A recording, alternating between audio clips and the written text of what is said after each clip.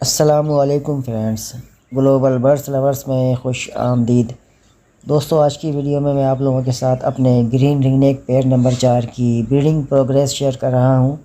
आप लोग देख सकते हैं माशाल्लाह से काफ़ी अच्छे साइज़ के अंदर ये पेयर है मेरा। दोस्तों, लास्ट ईयर इस पेयर ने मेरे पास एक क्लच दिया था। इसकी इतनी अच्छी परफॉर्मेंस नहीं थी। उसकी रीज़न ये भी थी कि फ़र्स्ट टाइम इसने ब्रीड की थी मेरे पास लास्ट ईयर। तो दोस्तों 2022 में इसने पहला क्लच दे दिया है। माशाल्लाह से काफ़ी अच्छी इसकी परफॉर्मेंस है। 4 अंडे इसने दिए थे और माशाल्लाह से चारों में से ही बच्चे निकल आए हैं और काफ़ी हेल्दी और एक्टिव हैं और अच्छे तरीके से पेयर उनको फीड भी करा रहा है। दोस्तों, ये तमाम ब्रीडिंग प्रोग्रेस शेयर करने का मकसद आप लोगों के साथ ये होता है कि अक्सर लोग कहते हैं कि ग्रीन रिंगनेक पेयर हमारे पास ब्रीड नहीं कर रहे हैं। गैया घरों में नॉर्मली ऐसा देखा जाता है कि ब्रीड नहीं करते। तो आप लोगों ने बिल्कुल भी घबराना नहीं है, हिम्मत नहीं हारनी। बस आपने करना क्या है कि इनको एक प्राइवेसी देनी है, अच्छे साइज़ में केज देना है और कोशिश ये करनी है कि नेचुरल इनको डाइट दी जाए। मेडिसिन वगैरह से अवॉइड कीजिए। अक्सर लोग क्या करते हैं कि पेयर लाते ही उनको ब्रीडिंग फार्मूलाज यूज़ कराना शुरू कर देते हैं। असल में रिंगनेक का मसला ये होता है कि इसकी एज जब तक कंप्लीट नहीं होगी ये पेयर ब्रीड नहीं करता है।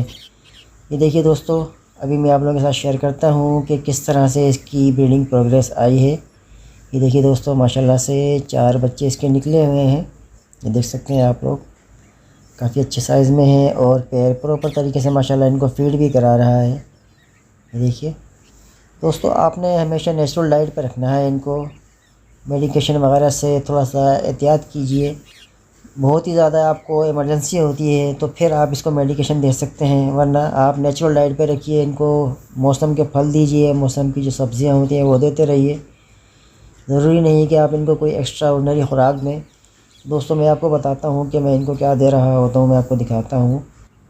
दोस्तों, मैं अपने बर्ड्स को मिक्स फीड के अलावा मौसम की सब्ज़ियाँ, फल फ्रूट जो भी होते हैं, घर के अंदर जो भी चीज़ें यूज़ हो रही होती हैं उसके छिलके भी मैं इनको दे देता हूँ तो इजीली ये खा लेते हैं।